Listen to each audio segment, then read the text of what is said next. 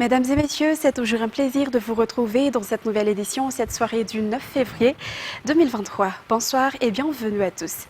Tout de suite, à la une de l'actualité de ce jour, les Barayas de Madagascar ont reçu tout le respect et l'honneur qu'ils méritent suite à leur exploit durant le Tchad en Algérie, a déclaré le président de la République aujourd'hui. Ces joueurs ainsi que le staff technique ont été élevés au rang de chevaliers de l'Ordre national ou de l'Ordre du mérite sportif et des primes spéciales leur ont également été octroyés par l'État. Reportage. Une immense et spéciale cérémonie d'État conduite par le président de la République de Madagascar, Andjadouil, pour honorer l'exploit des Barayas s'est tenue au Palais d'État d'Iavlou aujourd'hui. Les 23 joueurs de l'équipe nationale malagasy ainsi que le coach Roro ont été décorés aujourd'hui au rang de chevalier de l'Ordre national malagasy. Le sélectionneur Romuald Rakoudjabé dit Roro, titre de chevalier de l'Ordre national. Arwas Nadji Amirad, alias Dax, qui a été déjà décoré en 2019, a été élevé au rang de commandeur de l'Ordre du mérite.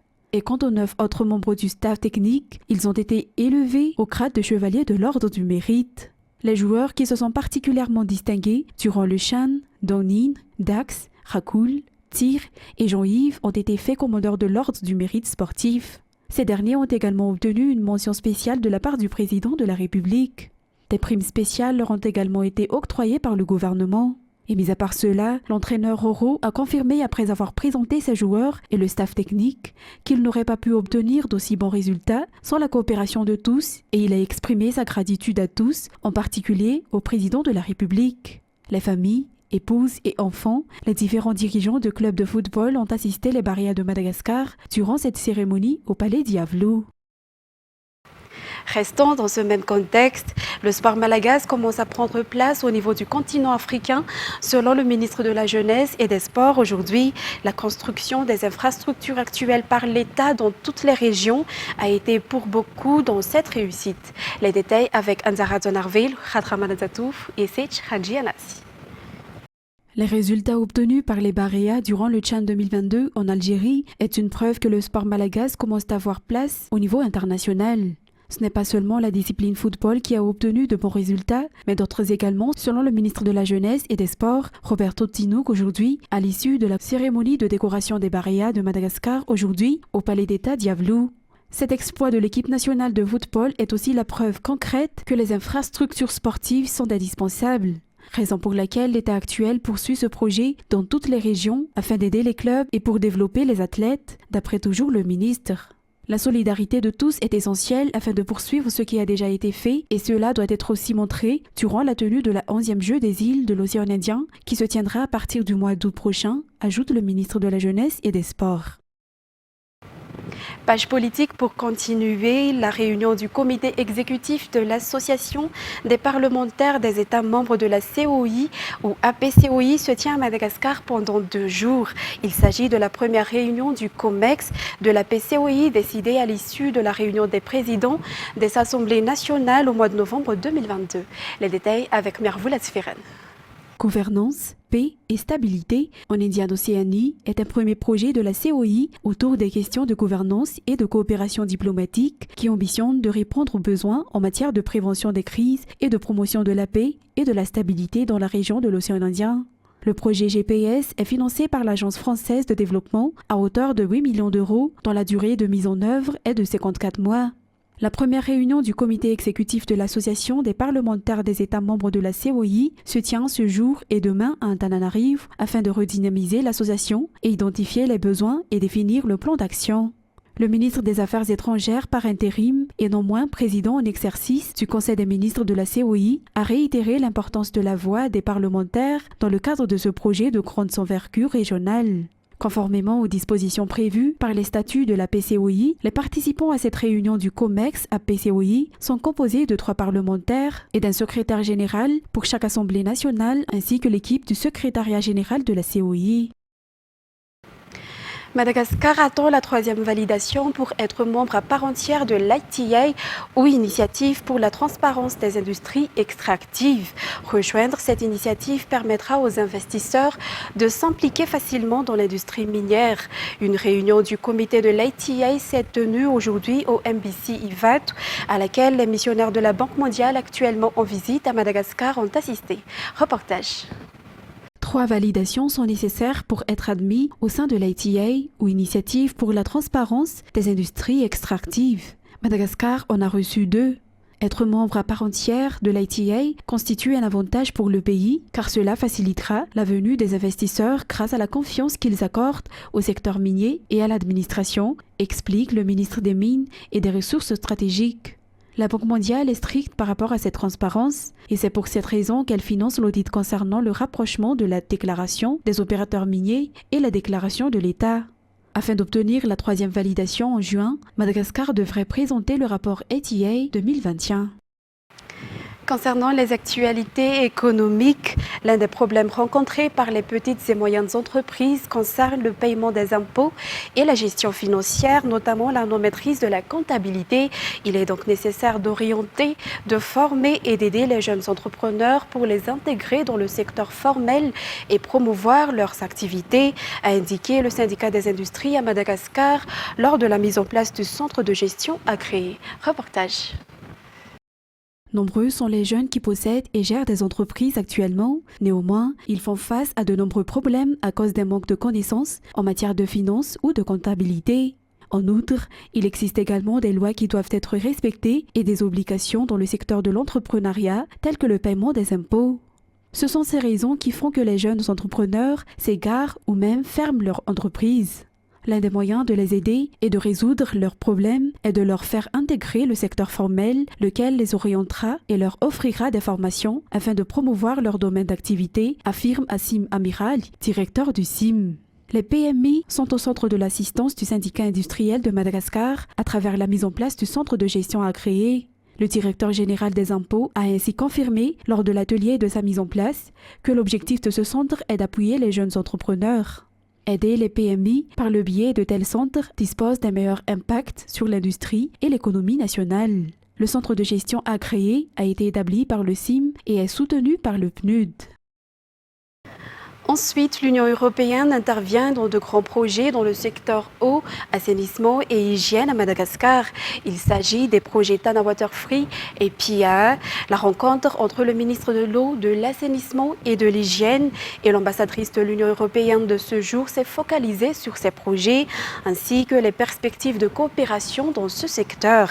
À l'issue de cet entretien, l'Union européenne a réitéré sa détermination à poursuivre la coopération dans le secteur EAH. Les détails avec Mirvoula Tsferan. Le projet Tana Water Free est actuellement en phase d'aboutissement de l'avant-projet détaillé afin de démarrer les travaux y afférents avant la fin de cette année 2023. Les travaux sont axés sur l'amélioration du traitement d'eau et sur l'extension des canaux d'approvisionnement d'eau à Antananarivo et ses environs, d'après le ministre Fidniafra Vukac. Il est à noter que le budget alloué dans le cadre de ce projet Jirama Tana Water Free s'élève à 79,3 millions d'euros, dont 29,3 millions d'euros provenant de l'Union européenne. Ce projet permettra d'apporter un changement concret sur l'amélioration de l'approvisionnement en eau de la capitale et de ses périphéries. Le PIA 2, un projet axé sur l'assainissement, est le second projet appuyé par l'Union européenne. La première phase de ce programme intégré assainissement d'Antananarivo a été fructueuse. Suite au passage du cyclone Chenezo dernièrement, l'on a pu constater que le niveau des eaux d'Antananarivo a vite baissé, même si ce n'est pas encore satisfaisant. La deuxième phase du PIA consiste ainsi à poursuivre les efforts de la première phase concernant la prévention des risques d'inondation à Antananarivo. Elle permet également de mener les études nécessaires pour l'assainissement d'Antananarivo et ses environs. Nous avons pu échanger sur des projets en cours qui sont des projets structurants dans le domaine de l'eau et de l'assainissement. L'Union européenne agit avec des partenaires comme la Banque européenne d'investissement ou encore l'Agence française de développement dans des projets actuellement en cours ou en phase de lancement. Des projets stations de pompage par exemple qui apportent des vraies solutions au risque d'inondation dans certains quartiers de Tana. Donc on va continuer aussi pour s'atteler à la partie eau usée et l'assainissement. Lors de cette rencontre entre le ministre de l'eau, de l'assainissement et de l'hygiène et l'ambassadrice de l'Union européenne, la possibilité d'étendre le champ d'action de l'Union européenne dans les autres grandes villes a été évoquée. Le recyclage des eaux industrielles usées a été également discuté. Cette rencontre a permis d'échanger sur les projets en cours dans le domaine de l'eau et de l'assainissement. Les deux personnalités ont également saisi cette occasion pour parler des projets futurs. Et l'Union européenne a réitéré sa détermination à poursuivre la coopération dans le secteur EAH. En tourisme, les membres de la société civile à Madagascar se réunissent pendant 2 jours à partir d'aujourd'hui dans un atelier de réflexion sur la participation du pays aux conférences internationales sur l'environnement. L'objectif étant de soigner la visibilité de Madagascar en termes d'environnement, parce qu'à part la famine, la sécheresse et la destruction de l'environnement à Madagascar, il y a aussi des activités que les sociétés civiles veulent valoriser, surtout au niveau des communautés, selon les explications. Les détails avec Aniela Martina et Pras Denilson. Plus de 30 membres des organisations de la société civile à Madagascar participent à cet atelier de réflexion sur la participation du pays aux conférences internationales sur l'environnement, notamment la conférence liée au changement climatique, ainsi que la lutte contre la désertification. La réunion a débuté ce jour au motel Anous et durera 2 jours. Le but, c'est de renforcer leur engagement, mais aussi l'engagement de l'État pour soigner la visibilité du pays au niveau international en termes d'environnement, d'après les explications. Nous, ce que nous voudrions vraiment voir, c'est des actions à la fois au niveau international, que les engagements qui soient pris au niveau international soient aussi appliqués au niveau local lorsque Madagascar s'engage à mobiliser par exemple un certain montant de financement, que ces financements puissent être au profit des communautés locales, des communautés de base qui sont directement affectées par la destruction de l'environnement et par les impacts du changement climatique. Puisque les organisations de la société sont les plus proches des communautés locales, ils ont le devoir d'amplifier leur voix. Malheureusement, aujourd'hui, parler de Madagascar au niveau international, c'est souvent parler d'un point de vue, pessimiste, où on va parler de la sécheresse, de la famine, du véritable écocide, de la destruction de l'environnement que nous avons ici. Il y a aussi des solutions qui existent, qui sont portées aussi au niveau local par les communautés. C'est aussi ce genre de choses que nous souhaitons valoriser et travailler beaucoup plus étroitement en amont avec le gouvernement pour que Madagascar, au niveau international, nous soyons des modèles, nous puissions montrer que nous nous battons au niveau local pour avoir plus de soutien à ce moment-là au niveau national. Les résolutions de cet atelier seront présentées aux représentants étatiques. Place maintenant aux actualités internationales. Les secours en Turquie et en Syrie poursuivent jeudi 9 février leurs efforts dans un froid glacial pour rechercher des rescapés dans les décombres 3 jours après le séisme qui a déjà fait plus de 17 000 morts. Reportage sur les images de France 24. Après des heures d'attente, la délivrance. Enfin. 2 enfants sont extraits des décombres de cette ville syrienne. Une rare scène d'espoir dans un pays en plein chaos. Plusieurs centaines de personnes seraient encore prisonnières sous ces tonnes de gravats. Jour et nuit, les secours s'organisent comme ils peuvent. Mais le temps joue contre eux. L'une des scènes les plus difficiles à vivre, c'était celle avec des enfants piégés sous les décombres. J'ai aussi vu une femme allongée sur ses 2 enfants qui voulaient les protéger des gravats. Ils étaient tous morts. Après 12 ans de guerre, la Syrie est quasiment coupée du monde en raison des sanctions internationales, compliquant l'acheminement de l'aide étrangère, comme dans la province d'Idleb, la plus touchée par le séisme. Les membres de cette famille s'en sont sortis indemnes, mais ils font face à un autre péril. Leur immeuble est en partie détruit, les obligeant à dormir dans le froid hivernal. Nous avons dormi ici dans le camion après que notre bâtiment a été endommagé par le tremblement de terre. Nous ne pouvons pas retourner chez nous parce qu'il pourrait s'effondrer en cas de réplique. Dans cette ville proche de la frontière turque, ces familles survivent comme elles peuvent, dans des camps de fortune, dans l'espoir qu'une aide leur parvienne. Pour ne pas mourir, où est-ce que les gens peuvent aller? Ils n'ont pas d'option. Il n'y a pas de maison, pas de tente. Où est-ce qu'ils peuvent aller? Ils ne peuvent que rester là en attendant de l'aide. À la sortie de la ville, les hommes se relaient pour enterrer les morts, dans un cimetière qui ne cesse de s'agrandir de jour en jour. Au moins 3 personnes ont été tuées mardi soir lors de l'attaque d'un convoi de l'ONU dans l'est de la République démocratique du Congo. Nouvelle action hostile à la force onusienne accusée par la population d'inefficacité face aux groupes armés. Toujours avec France 24. Pour l'instant, il est difficile de savoir qui a réellement ouvert le feu sur des civils, même si la société civile charge sans détour les casques bleus. Ce que l'on sait est que les convois de la MONUSCO revenant de la cité de Kiwanja sous contrôle des rebelles du M23 a été stoppé par des habitants et des déplacés de Kanyaruchinya au nord de la ville de Goma. Des habitants qui auparavant avaient barricadé la route avec de grosses pierres ont immobilisé les cortèges avant de dérober les vivres selon la mission onusienne.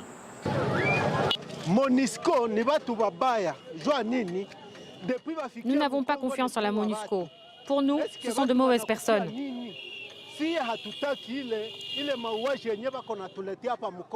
20 ans après, la guerre est toujours là. Ils ne font absolument rien. Nous souffrons. Nous demandons au gouvernement de les chasser. La MONUSCO est la force régionale. Nous-mêmes, nous allons nous prendre en charge. Nous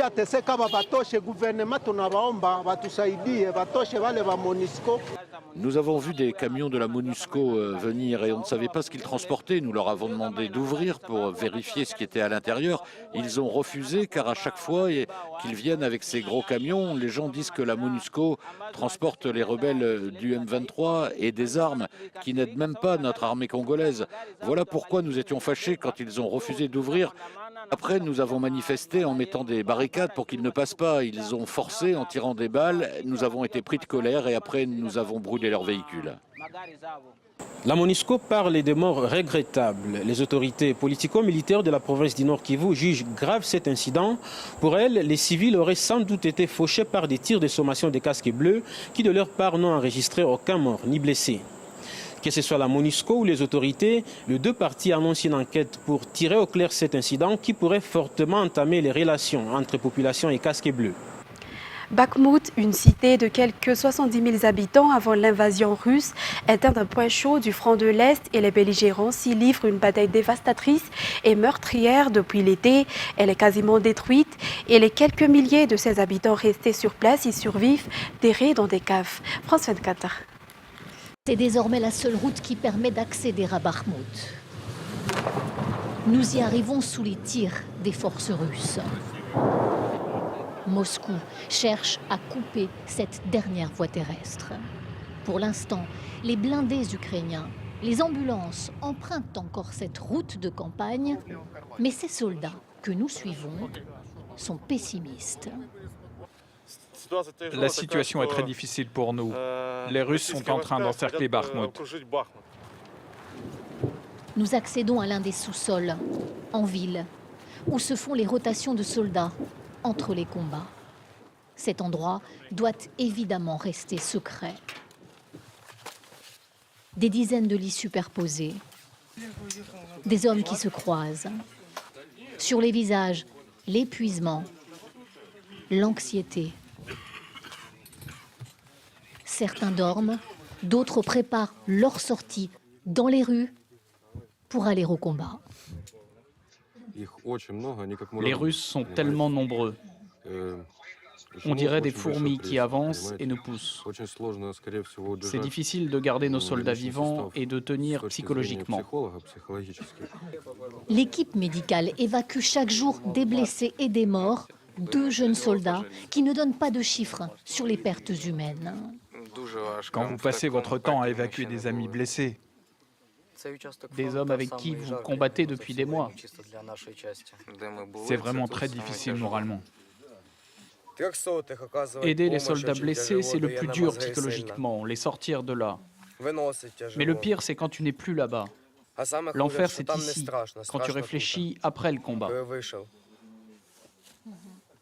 Ces soldats se reposent 24 heures dans ces abris souterrains de la ville de Bakhmout. Puis, ils repartent au combat. Et c'est une lutte acharnée qu'ils nous décrivent, rue après rue, immeuble après immeuble. Les forces ukrainiennes sont prises en tenaille, attaquées au nord, au sud et à l'est par les Russes. Ce bataillon a filmé ces images récentes de combats de rue. Elles donnent une idée de ce qu'est l'enfer de Bakhmout. Nous quittons la ville. Pour préserver leurs hommes, les Ukrainiens vont-ils abandonner cette commune et se replier? Officiellement, ce n'est pas d'actualité. Chers téléspectateurs, c'est ainsi que prend fin cette édition. Nous vous remercions de l'avoir suivi jusqu'à son terme. Excellente soirée en notre compagnie. Au revoir.